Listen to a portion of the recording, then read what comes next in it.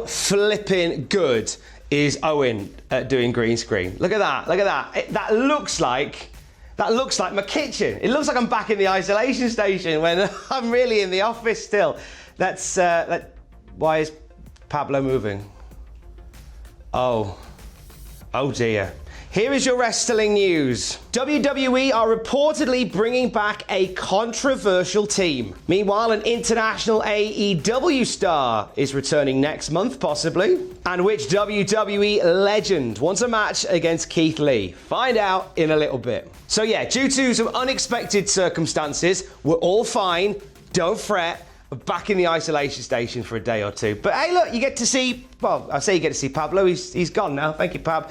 But talking of comebacks, what about them Forgotten Sons, eh? Hey, ironically, you had forgotten about them a little bit, hadn't you? You'd forgotten about them a little bit. So we haven't seen much of Jackson Ryker, Wesley Blake and Steve Cutler since around WrestleMania time, taken off of TV, and there were some controversial statements made from Jackson Ryker that sort of rattled the cage of quite a few of the WWE locker room.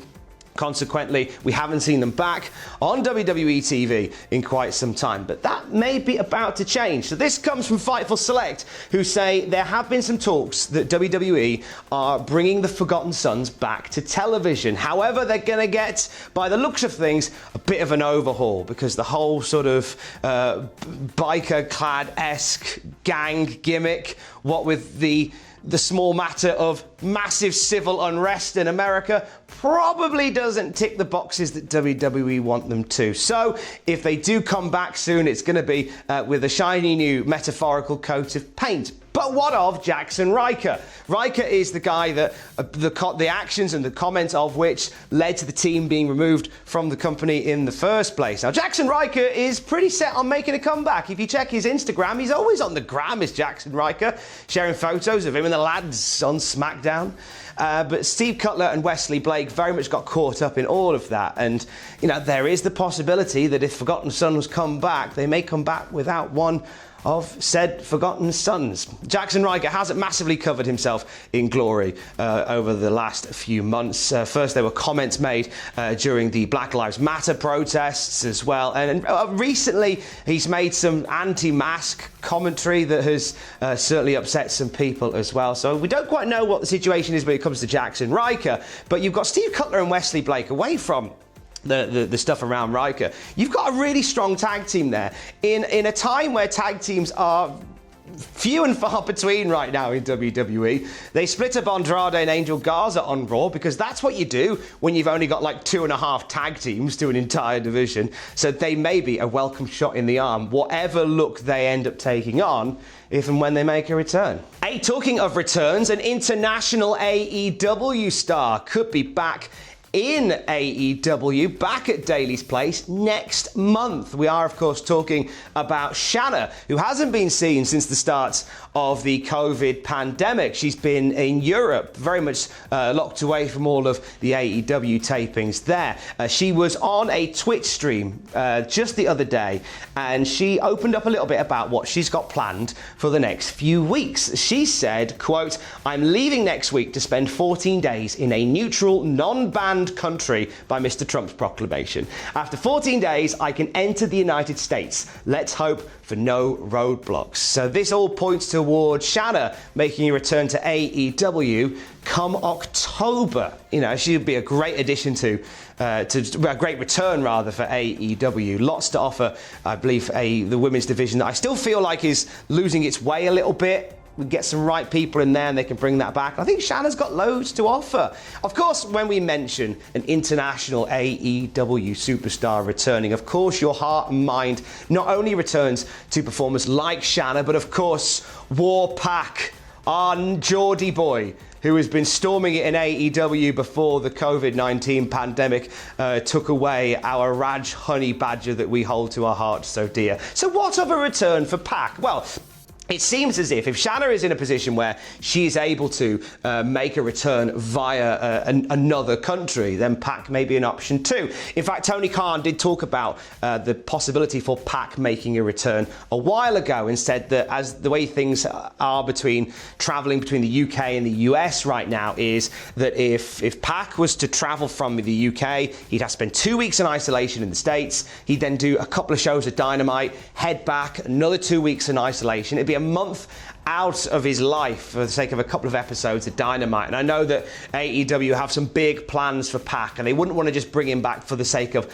a couple of episodes of Dynamite. They'd want him back on the books on a full-time basis the first chance they get. But if there is looking like the possibility that PAC could get out of the UK and get to America for a full-time run, first chance they get, they will take it. But hey, look, let's not lose sight. Welcome back, Shanna. Let's focus on Shanna coming back. Loved her work over the start of the year. I'm looking forward to seeing more of Shanna when she lands back at AEW. Hey, since I'm back in the isolation station.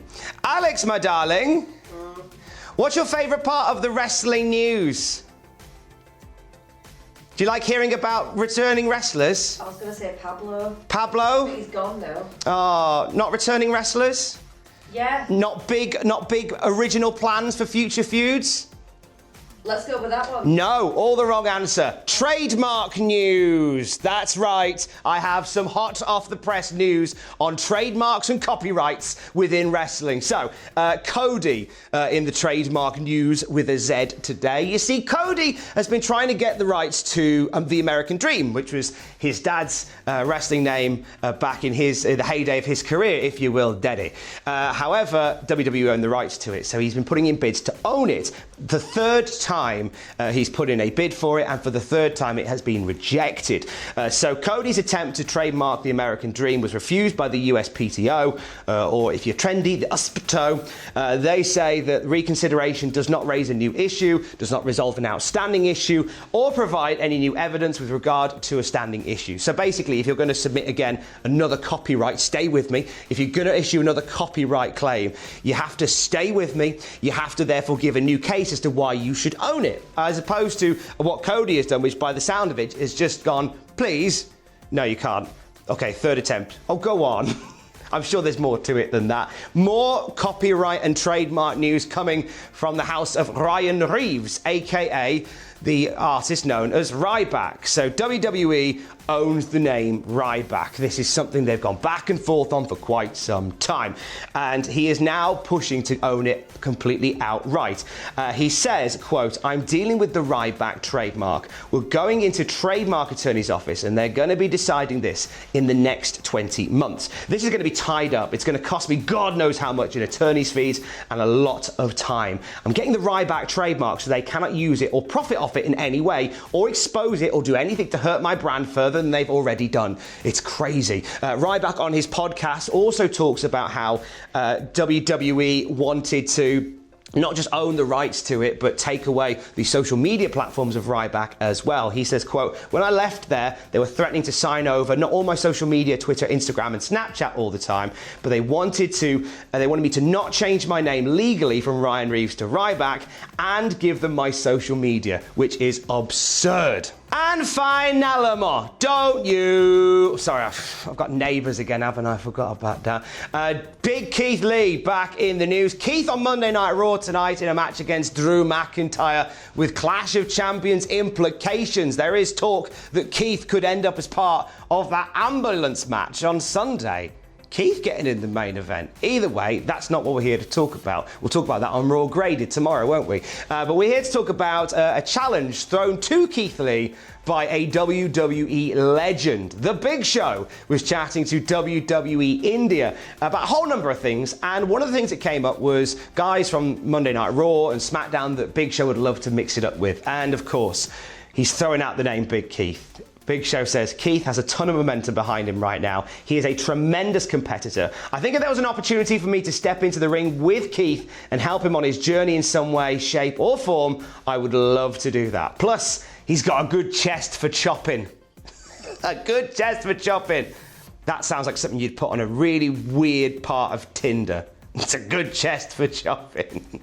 Jack has more wrestling news a little bit later on today. If you missed it over the weekend, check out Adam Pacitti opening $500 worth of knockoff wrestling merchandise that he bought from Wish.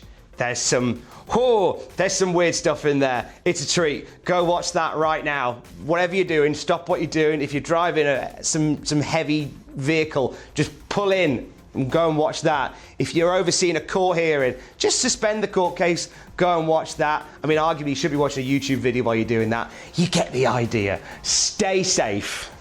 Love you, bye.